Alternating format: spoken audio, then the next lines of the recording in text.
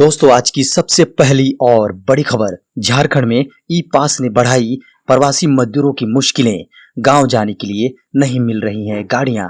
दूसरे राज्यों से झारखंड वापस आने वाले प्रवासी श्रमिकों के लिए लॉकडाउन और ई पास की व्यवस्था ने नई मुश्किलें खड़ी कर दी हैं। ट्रेनों से झारखंड पहुंच जाने के बाद अपने घर तक पहुंचने के लिए उनको वाहन नहीं मिल रहे हैं। भारी भरकम सामान के साथ वे पैदल चलने को मजबूर हैं। छोटे बच्चों को सबसे ज्यादा तकलीफ उठानी पड़ती है। गाड़ी मिल भी जाती है तो उनसे मनमाना भाड़ा वसूला जाता है। प्रवासी श्रमिकों में इस बात को लेकर खासी नाराजगी है। स्मार्ट सिटी मिशन की ताजा रैंकिंग में नंबर 1 पर पहुंचा झारखंड। दोस्तों भारत सरकार के केंद्रीय आवासन एवं शहरी कार्य मंत्रालय द्वारा जारी किए गए ताजा रैंकिंग में झारखंड पहले पायदान पर पहुंच गया है। 100 शहरों में चल रही मिशन की योजनाओं की प्रगति के मामले में झारखंड की राजधानी रांची लगातार बढ़त के साथ 12वें स्थान पर पहुंच गई है। वहीं दूसरी तरफ राज्य तथा केंद्र शासित प्रदेश की सूची में दिल्ली 11वें स्थान पर और बिहार 27वें स्थान पर है। कोरोना की दूसरी लहर के बीच ऑक्सीजन के मामले में आत्मनिर्भर बना झारखंड। दोस्तों झारखंड के मुख्यमंत्री ने 2 दिन पहले ही रामगढ़ के मांडू स्थित डीएवी स्कूल घाटोटाड़ में ऑक्सीजन युक्त 80 बेड के कोविड केयर सेंटर का उद्घाटन किया, ताकि ग्रामीण क्षेत्रों में भी जरूरतमंदों को किसी प्रकार की कोई परेशानी न हो। सरकार सभी जिलों में ऑक्सीजन बैंक बनाने और जिलों के सदर अस्पतालों में ऑक्सीजन प्लांट लगाने की दिशा में भी काम शुरू कर चुकी है। ऑक्सीजन की उपलब्धता के मामले में झारखंड अब आत्मनिर्भर हो गया है। झारखंड में दिखेगा चक्रवात टाउते का असर, तेज गरज के साथ होगी बारिश। दोस्तों चक्रवाती तूफान टाउते का असर के कारण अगले 3 दिनों तक झारखंड में मौसम में बदलाव देखने को मिलेगा। 18 से 20 मई तक झारखंड के उत्तर और मध्य भाग में बादल छाए रहेंगे और गरज के साथ बारिश हो सकती है। हवा की गति 30 से 40 किलोमीटर हो सकती है। आपको बता दें कि मौसम विभाग के अनुसार झारखंड में कुछ स्थानों पर हल्की से मध्यम दर्जे की बारिश रिकॉर्ड की गई है। मौसम केंद्र के वैज्ञानिकों के अनुसार चक्रवाती तूफान तौकते का झारखंड में ज्यादा प्रभाव देखने को नहीं मिलेगा। साइबर क्रिमिनलों ने पार की हदें, झारखंड के डीजीपी नीरज सिन्हा के नाम से बनाया फर्जी फेसबुक अकाउंट। दोस्तों झारखंड के डीजीपी नीरज सिन्हा के नाम से सोशल मीडिया पर फर्जी अकाउंट बनाया गया। आपको बता दें कि साइबर क्रिमिनल उनके नाम का अकाउंट बनाकर लोगों से पैसे की ठगी कर रहा है। आपको बता दें इस अकाउंट में डीजीपी का ही फोटो लगाया गया है। जो लोग रिक्वेस्ट एक्सेप्ट करते हैं उनसे रुपयों की डिमांड की जा रही है। डीजीपी ने कहा कि मेरी तस्वीर का उपयोग कर फेसबुक अकाउंट बनाया है, फेसबुक में मैसेज में भेज रहा है, कृपया ऐसे रिक्वेस्ट को एक्सेप्ट न करें। डीजीपी ने कहा कि कोरोना महामारी और फिर मेरे नाम का गलत इस्तेमाल कर कोई पैसे ठगने की कोशिश कर रहा है। उन्होंने कहा कि साइबर सेल मामले की जांच कर रही है। मेरी अपील है कि ऐसे किसी भी झांसे में नहीं आए। झारखंड में ब्लैक फंगस से 4 लोगों की मौत, 30 से ज्यादा पीड़ित हैं मरीज। दोस्तों झारखंड में कोरोना से हालात अभी ठीक नहीं है। इसी बीच पूर्व सीएम और झारखंड में भारतीय जनता पार्टी विधायक दल के नेता बाबूलाल मरांडी ने दावा किया है कि राज्य में ब्लैक फंगस से अब तक 4 लोगों की मौत हो चुकी है, जबकि मरीजों की संख्या अभी भी 30 से ज्यादा है। इस पर बाबूलाल मरांडी ने मुख्यमंत्री हेमंत सोरेन को नसीहत भी दी है। झारखंड के पूर्व मुख्यमंत्री बाबूलाल मरांडी ने कोरोना संक्रमण के बाद ब्लैक फंगस के बढ़ते मामलों के बीच हेमंत सोरेन को आगाह किया है और इस संक्रमण पर रोक लगाने के लिए तत्काल ठोस पहल का आग्रह किया है। बीजेपी विधायक दल के नेता बाबूलाल मरांडी ने ट्वीट किया है कि कोरोना संक्रमण के बाद ब्लैक फंगस का खतरा बढ़ गया है। झारखंड में अब तक 4 मरीजों की मौत के साथ 30 से अधिक इसके मरीज मिल चुके हैं। पंचायत सचिव और लिपिक अभ्यर्थियों ने जेपीएससी की मांग जल्द प्रकाशित किए जाएं अंतिम मेधा सूची। गैर अनुसूचित जिले के पंचायत सचिव और लिपिक अभ्यर्थियों ने झारखंड लोक सेवा आयोग से गैर अनुसूचित जिलों और राज्य स्तरीय पदों की अंतिम मेधा सूची जारी करने की मांग की है। मेधा सूची जारी करने को लेकर एक पत्र भी आयोग को लिखी गई है, जिसमें 2 जजमेंट का उल्लेख किया गया है। आपको बता दें कि चिट्ठी में लिखा गया है कि झारखंड हाईकोर्ट ने पंचायत सचिव और निम्न वर्गीय लिपिक पद के लिए अंतिम मेरिट लिस्ट जारी करने से संबंधित 2 जजमेंट पारित किया था।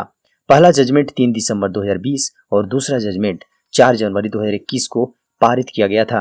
झारखंड हाईकोर्ट ने झारखंड लोक सेवा आयोग को अंतिम मेधा लिस्ट जारी करने को लेकर 8 सप्ताह में तार्किक आदेश पारित करने का निर्देश दिया था।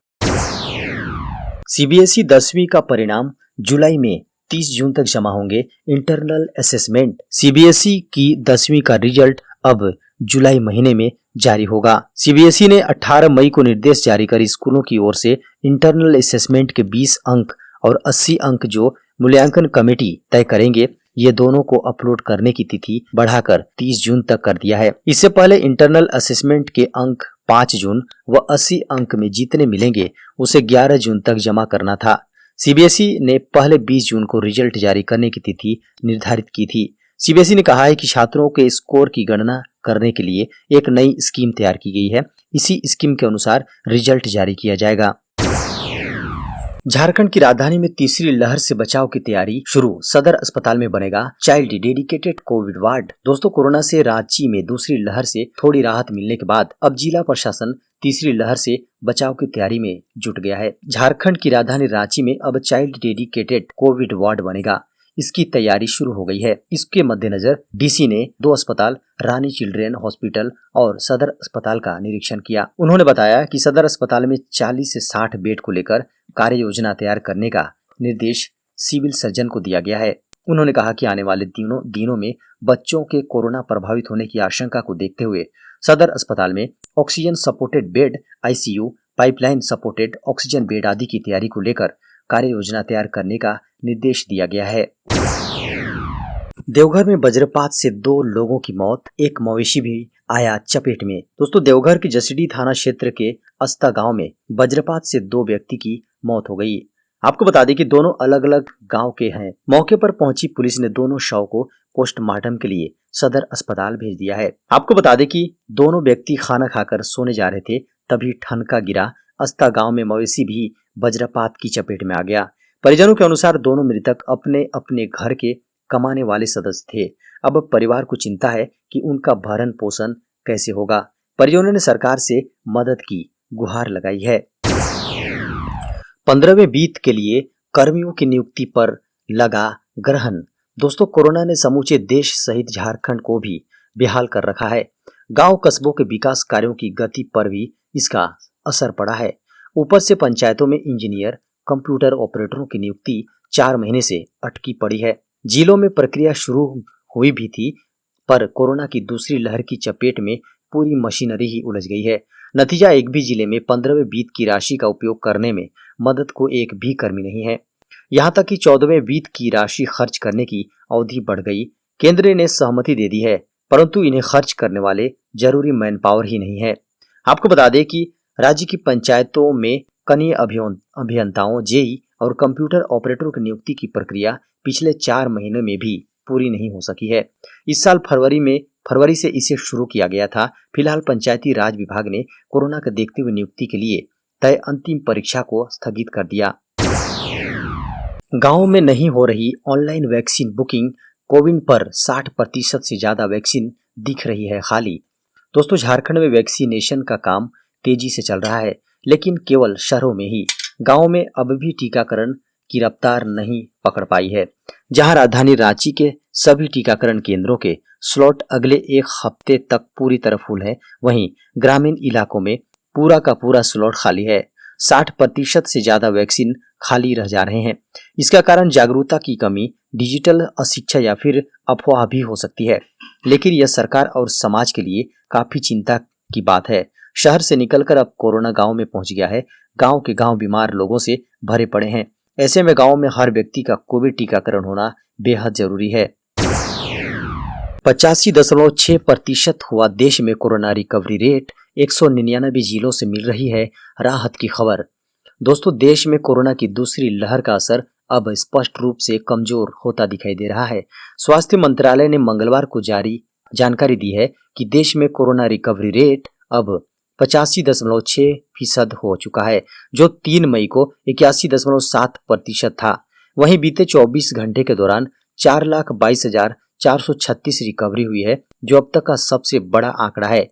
मंत्रालय के ज्वाइंट सेक्रेटरी लव अग्रवाल ने कहा है कि यह स्पष्ट तौर पर एक पॉजिटिव ट्रेंड है। मंत्रालय द्वारा दी गई जानकारी के अनुसार केरल में 99,651 रिकवरी नोट की गई। मुख्यमंत्री विशेष छात्रवृत्ति योजना के लिए 10 करोड़ रुपए स्वीकृत, कक्षा 1 से 8 के विद्यार्थियों को मिलेगी छात्रवृत्ति। दोस्तों, झारखंड के मुख्यमंत्री हेमंत सोरेन ने वित्तीय वर्ष 2021-22 में मुख्यमंत्री विशेष छात्रवृत्ति योजना के लिए 10 करोड़ रुपए के स्कूली शिक्षा एवं साक्षरता विभाग के प्रस्ताव को स्वीकृति दे दी है। आपको बता दें कि वित्तीय वर्ष 2020-21 से झारखंड सरकार द्वारा मुख्यमंत्री विशेष छात्रवृत्ति योजना आरंभ की गई है, जो सिर्फ उन छात्र छात्राओं को आच्छादित करती है जिन्हें वर्तमान में मौजूद किसी भी अन्य योजना से किसी प्रकार की छात्रवृत्ति का लाभ नहीं मिलती है। इस योजना के तहत विद्यार्थियों को 10 माह के लिए छात्रवृत्ति प्रदान की जाती है, जिसमें कक्षा 1 से 4 के लिए 50 रुपये प्रति माह, कक्षा 5 से 6 के लिए 100 रुपये प्रति माह और कक्षा 7 से 8 के लिए 150 रुपये प्रति माह जी हाँ विद्यार्थियों को दी जाती है। किसानों के समर्थन में आई भाजपा, झारखंड सरकार से धान क्रय का भुगतान करने की मांग। केंद्रीय स्तर पर भारतीय जनता पार्टी ने किसानों का समर्थन नहीं किया, लेकिन झारखंड में भाजपा किसानों के समर्थन में खड़ी हो गई है। झारखंड प्रदेश के प्रदेश अध्यक्ष दीपक प्रकाश व विधायक दल के नेता बाबूलाल मरांडी के निर्देश पर पूरे झारखंड में भाजपा कार्यकर्ता मंगलवार को अपने अपने घर पर धरना दे रहे हैं। राज्य के बूथ स्तर से लेकर प्रदेश स्तर तक के कार्यकर्ता झारखंड की हेमंत सरकार के विरोध में वर्चुअल धरना देकर झारखंड में रह रहे किसानों का समर्थन कर रहे हैं। इसमें झारखंड सरकार से धान क्रय का बकाया भुगतान करने की मांग की जा रही है। पुलिस ने बरामद किया नक्सलियों द्वारा प्लांट किया गया 15 किलो का आईडी बम। दोस्तों, चतरा पुलिस ने नक्सलियों के द्वारा लगाए गए 15 केजी का केन बम बरामद किया है। आपको बता दें कि यह केन बम कुंदा थाना क्षेत्र के अमौना के सिकिद वन क्षेत्र में लगाया गया था। एसपी ऋषभ झा के अनुसार सूचना मिली थी कि अमौना सिकिद क्षेत्र में नक्सलियों के द्वारा आईडी प्लांट किया गया है। इसी सूचना के आलोक में एएसपी अभियान निगम प्रसाद व सीआरपीएफ 190 बटालियन के सहायक कमांडेंट अनिल कुमार रॉय के नेतृत्व में अभियान चलाकर आईडी बम को बरामद किया गया। उन्होंने कहा कि बरामद आईडी की जगुआर के बम निरोधक दस्ते ने उसी वन क्षेत्र में डिफ्यूज कर दिया गया है।